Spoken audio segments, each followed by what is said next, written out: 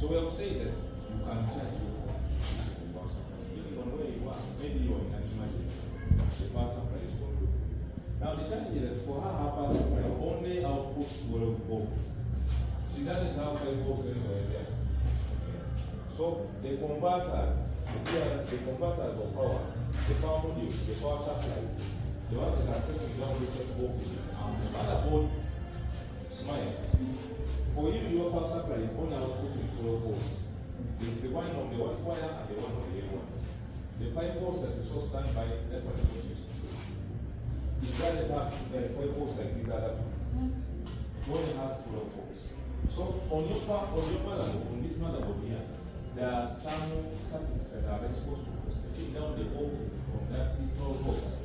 5 volts, 3.3. So that is why we don't have. So your machine is more modern than what these people are using. Okay, for you have just, what are you doing? No, Which one? Which one have you just made? Okay, I first go to the ground, the standby. You go standby I with looked the it to the ground to start it. It's now on. the power supply. Running. So we have confirmed that this power supply functions properly. The other power supply also functions properly.